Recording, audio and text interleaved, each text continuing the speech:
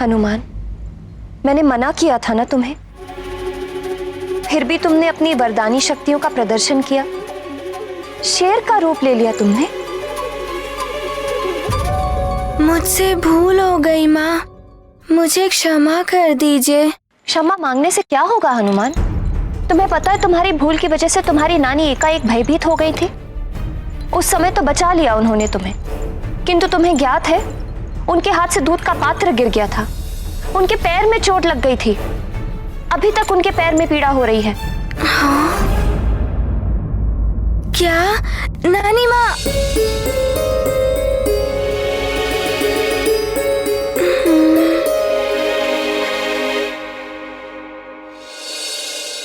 मैंने तो एकांत में किया, मुझे क्या पता कि नानी माँ भी उसी समय आ जाएंगी। इसीलिए मैंने तुमसे कहा था, फिर से कह रही हूं, अपार शक्तियां अपार दायित्व लेकर आती है पुत्र। तुम्हें इन शक्तियों का सम्मान करना सीखना होगा। ये शक्तियां यूं क्रीड़ा या प्रदर्शन के लिए नहीं होती। अब मैं ऐसा कभी नहीं करूंगा माँ।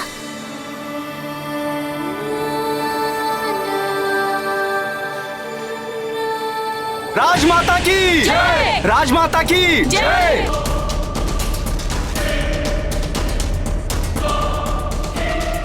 जाकर बताओ रावण को कि अब भी समय है, संभल जाए, धर्म का मार्ग अपना ले। काल उससे अधिक दूर नहीं है।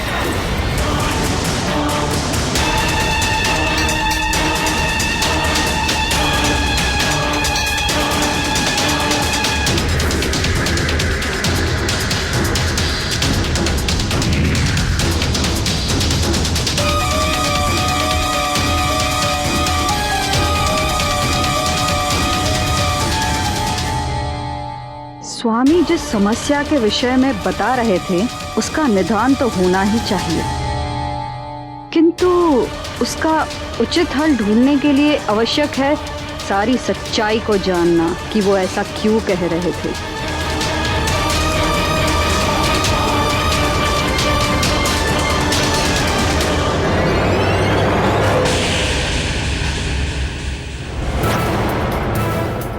ये क्या, माता तो सदैव पहले मुझसे मिलती थी, परंतु आज यहाँ आते आते कुंभकर्ण के भवन की ओर क्यों मुड़ गई?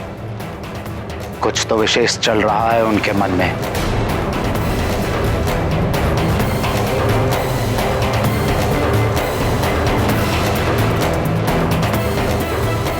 प्रणाम भैया। प्रणाम विभीषण। ना जाने क्यों मां आते आते अनायास कुंभकर्ण के भवन की ओर मुड़ गई। आओ देखते हैं। चलिए। स्मरण है ना, आज हमारे पुत्र कुंभकर्ण के निद्रा से जागने का दिन है। बड़े बड़े हौंदों में पानी भर कर लाओ। ढोल, शंख, तुरही जैसे जितने भी अन्य साधन लगते हैं हमारे पुत्र को जगाने में, उन सब की व्यवस्था करो। अवश्य राजमाता, सारी व्यवस्था हो चुकी है।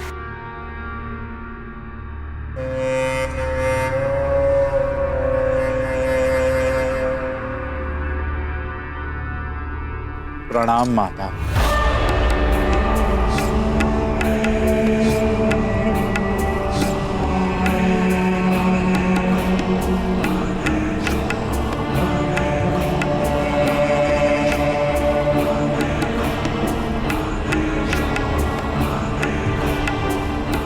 आपके चरणों की धूल को पाकर मैं धन्य हो गया माते।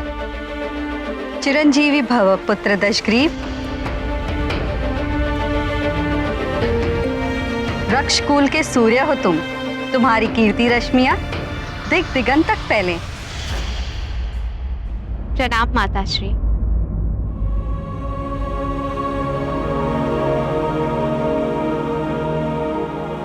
सदा सुहागन रहो। तुम्हारे माथे की बिंदिया और सुहाग की लाली सदा चमकती रहे।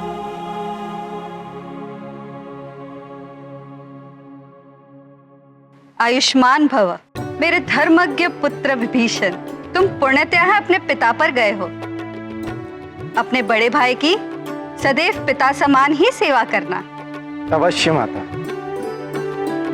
माता, आप मेरे भवन की ओर आते आते अनायास इधर क्यों मुड़ गई? कदाचित आपको यह तो नहीं लगा कि मैं भूल गया कि आज मेरे भाई कुंभकर्ण के जगने का दिन है?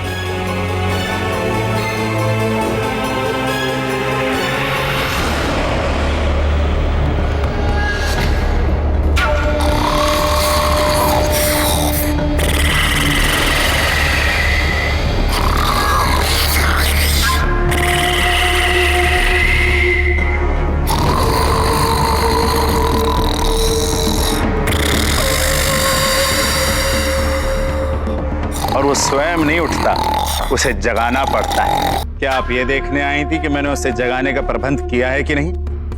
माता, मैंने उसे जगाने की सारी व्यवस्था की हुई है। पुत्र दशग्रीव, तुम्हारा तुम्हारे भाइयों के प्रति ये स्नेह देखकर तुम्हारी माता कैकसी प्रसन्न है। मैं तो इसलिए कुंभकर्ण की भवन की ओर चली आई क्योंकि पिछली बार जब कुंभकर्ण के जागने का दिन आया था तब तुम महादेव की तपस्या के लिए हिमालय क्षेत्र गए हुए। उस दिन वो अपनी भूख मिटाने के पश्चात सीधा वन में माते माते पुकारता दौड़ा चला आया था। तुम्हारा भी नाम ले रहा था वो, कुछ बताना चाहता था मुझे, कोई रहस्य ज्ञात हुआ था उसे।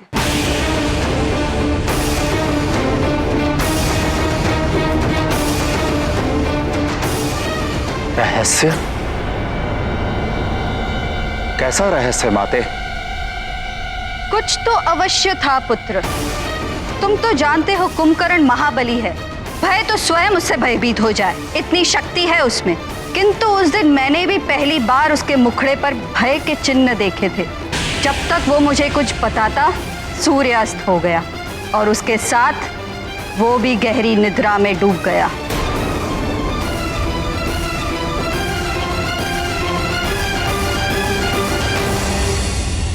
आश्चर्य है माता, आपने कभी इस बात का कोई उल्लेख ही नहीं किया। माता, मैं उसी समय यहाँ आई थी, मुझे तो सब सामान्य लगा, ऐसा कुछ पता नहीं चला जिससे भय या संकट उत्पन्न हो, इसलिए मैं आश्रम लौट गई।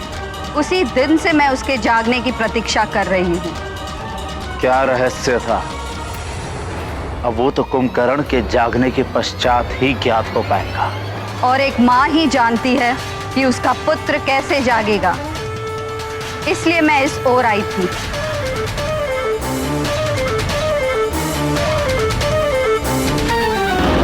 राजमाता कैकसी की जय, राजमाता कैकसी की जय, लंकापति रावण की जय, महारानी की जय, विभीषण भैया की जय। अतिबल, अब आए हो तुम? कब से भेजा था तुम्हें उस वानर बालक के बारे में पता लगाने के लिए?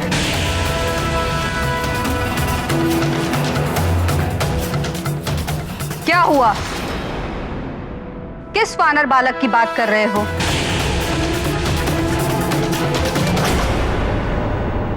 हनुमान, मेरे पुत्र, मैं समझती हूं कि तुम अपनी शक्तियों के बारे में जानना चाहते हो, उन्हें परखना चाहते हो। किंतु पुत्र, ऐसी महान शक्तियों के प्रयोग में तनिक से भी चूक हो जाए तो बड़ा अनर्थ हो जाता है। इसीलिए सावधान रहना आवश्यक है पुत्र।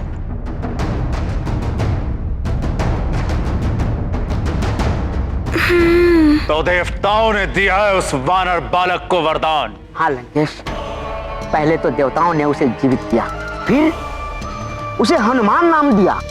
इतना ही नहीं लंकेश, उस पवन देव के कारण उस वानर बालक का पुनर्जन्म हुआ और अब तो उसे पवन देव का पुत्र भी कहेंगे। वो कोई साधारण बालक नहीं है लंकेश, सुमेरु के राजा केसरी और रानी अंजना का पुत्र है। देवताओं ने उसे वरदान में कुछ शक्तियां दी है जिनके बारे में अभी कुछ ज्ञात नहीं हो पाया है लंकेश। किंतु क्या? लंकेश, ये वही बालक है जिसने सूर्य को निगल लिया था।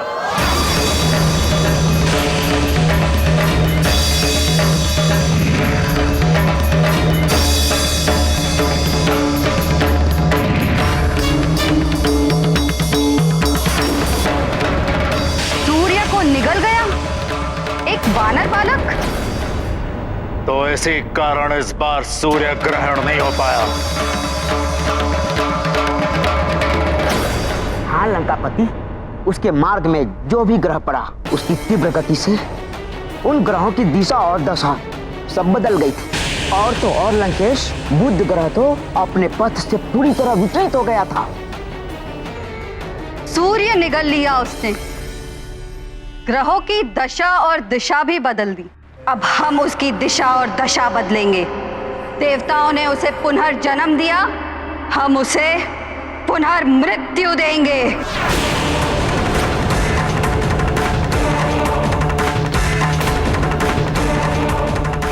दशग्रीव, तुम्हारे पिता ने भी कदाचित इसी ओर संकेत किया था। समय परिवर्तित हो रहा है, इसलिए समय रहते सजग हो जाओ।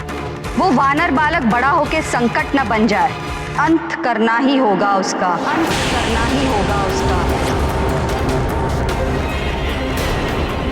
माता, मैं उसे मृत्यु दंड दूंगा, पुनर्मृत्यु अभी समाप्त कर देंगे उसे। ऐसे नहीं दशग्रीव, राजनीति कहती है यदि शत्रु पर विजय पानी हो तो पहले उसकी शक्तियों को जानो, फिर अपने बल को देखकर आक्रमण करो, कभी पराजय नहीं होगी। आप सत्य कहती हैं माता। अतिबल, जाओ, जाकर उस वानर बालक पर दृष्टि रखो, उसकी वरदानी शक्तियों के बारे में जानकारी जुटाओ। बलबला बलबल, कैसे पता लगाऊं? और मेरे दृष्टि रखने से क्या होगा? उसकी माता अंजना ने तो उसे शक्ति प्रदर्शन करने से मना कर दिया है। अतिबल, तुम्हारी काया ही नहीं, तुम्हारी खोपड़ी में बुद्धि भी छोटी है। अरे मूर्ख, वो छोटा बालक है, उन्हें यदि कुछ भी मिल जाए तो वो सबको दिखाने में उत्सुक रहते हैं, भले ही उसकी माँ ने मना किया हो। यदि तुम थोड़ा सा भी उसे उकसा दोगे तो उसकी सारी छिपी हुई शक्तियां बाहर आ जाएंगी।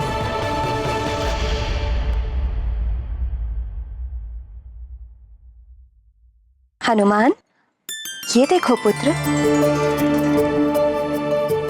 2 खूंटियां और ये 2 थाल में श्वेत और लाल मालाएं। अब हम इनके साथ एक खेल खेलते हैं। जब भी तुम कोई उचित या अच्छा कार्य करोगे तो इसमें से एक श्वेत माला इस खूंटी पर लटका दी जाएगी।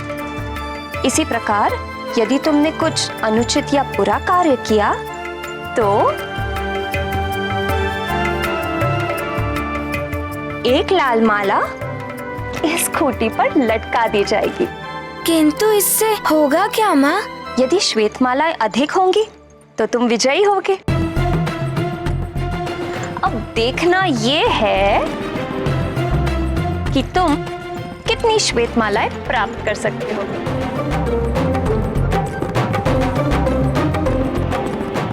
आप सत्य कहती हैं माता। छोटे बालकों को इतनी समझ नहीं होती कि क्या करना चाहिए और क्या नहीं। उनको जितनी भी शक्तियां मिल जाएं, उनकी बुद्धि अपरिपक्व ही होती है। इसी का लाभ तुम उठा सकते हो अतिबल। बलबला बलबल। हनुमान, तुम्हें अपनी शक्तियों का उचित प्रयोग करना सीखना होगा और इसके लिए सबसे पहले ध्यान रखना होगा कि अपनी शक्तियों का प्रयोग तभी करना जब सच में उनका प्रयोग करना आवश्यक हो। बालक तो कहीं भी अपनी शक्तियों का उपयोग करने लगते हैं, बस उन्हें उकसाने की आवश्यकता है। अतिबल, उस वानर बालक को उकसाओ, उसकी शक्तियों का पता लगाओ, फिर मैं दशानन रावण स्वयं उसका अंत करूंगा।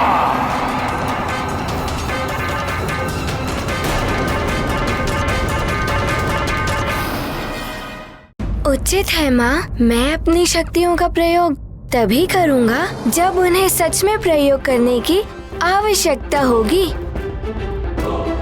और मैं अपना दायित्व भी समझूंगा और सावधान भी रहूंगा। अब तो मैं आपका अच्छा पुत्र हूँ ना माँ?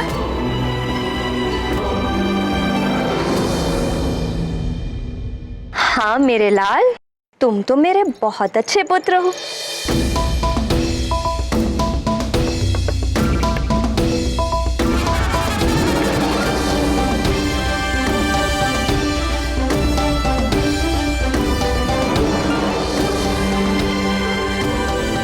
माँ, मैं आपका अच्छा पुत्र हूँ ना, इसीलिए मैं अधिक से अधिक श्वेत मालाएं प्राप्त करके दिखाऊंगा।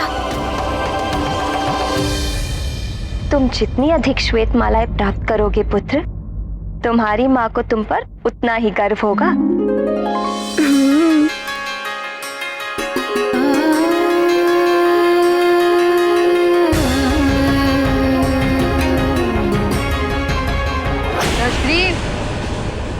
मुझे गर्व है तुम पर। मैं जानती हूं उस बालक को कितनी भी शक्तियां दे दे ये कपटी देव, उसका अंत तुम ही करोगे।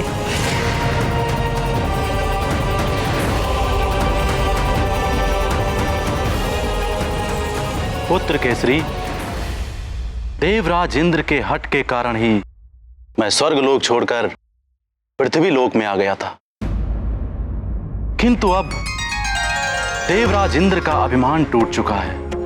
उन्होंने अपने कृत्य के लिए क्षमा भी मांग ली है। इसलिए मैं सोच रहा था वापस स्वर्गलोक लौट जाऊं। आप उचित सोच रहे हैं देवगुरु बृहस्पति। देवगण कब तक बिना गुरु के रहेंगे?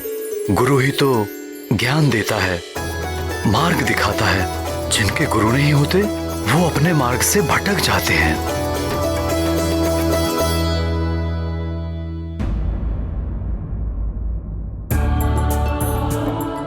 प्रणाम देवगुरु।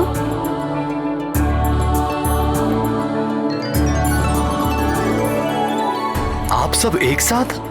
अवश्य कोई विशेष बात होगी। हाँ, विशेष तो है। वो क्या है कि हमारे नाती का पुनर्जन्म हुआ है।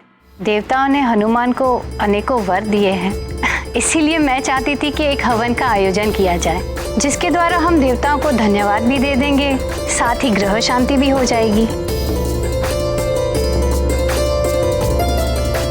हाँ केसरी जी, जितनी भी नकारात्मक और बुरी शक्तियां राजभवन में या आसपास व्याप्त हैं, सब इस यज्ञ से दूर हो जाएंगी। सारे अमंगल मिट जाएंगे और इस यज्ञ आयोजन के नाम पर हम उत्सव भी मना लेंगे। हमें हमारा पुत्र मारुति पुनः जो मिल गया है।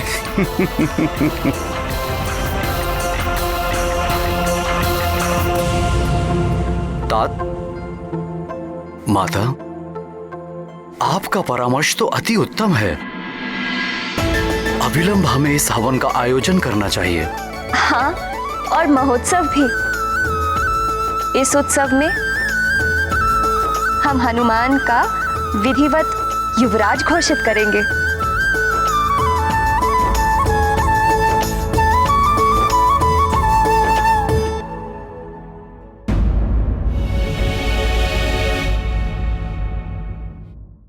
उत्सव और यज्ञ तो हम करेंगे ही, किंतु अंजना, उसके युवराज पद की घोषणा का आयोजन हम कभी और कर लेंगे।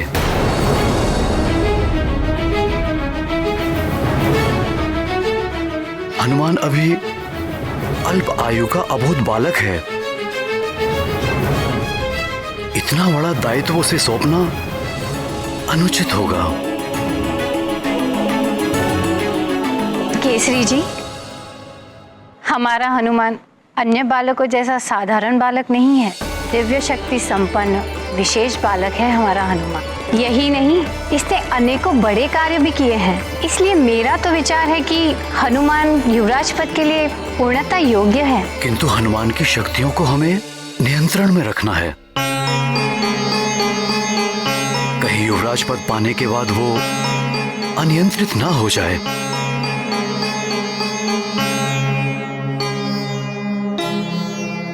सिंह की शक्ति को यदि नियंत्रित करके रखा जाए तो वो अपनी शक्तियों को भूल जाता है और एक साधारण सा पशु बनकर रह जाता है। वो आखेट तो दूर आक्रमण करने वाले का सामना भी नहीं कर पाता है। कहीं ऐसा ना हो कि हनुमान भी इसी प्रकार कुंठित होकर न रह जाए। नियंत्रण रखिए, किंतु ध्यान रहे बालक को उसकी योग्यता से दूर रखने से कहीं उसका आत्मविश्वास ही समाप्त ना हो जाए। पितामह सत्य कह रहे हैं। हमें नियंत्रण रखने के साथ साथ प्रोत्साहन भी करना चाहिए हनुमान का। इसे इसके दायित्वों का आभास कराना चाहिए। इसे अपनी शक्तियों को उचित प्रयोग करने योग्य बनाना है हमें।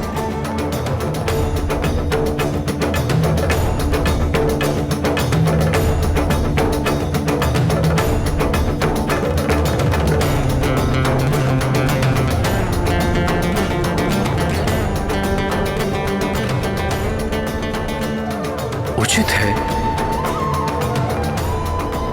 यदि आप सबका यही मत है तो यज्ञ के साथ साथ युवराज पद की घोषणा के लिए भी उत्सव का आयोजन करेंगे।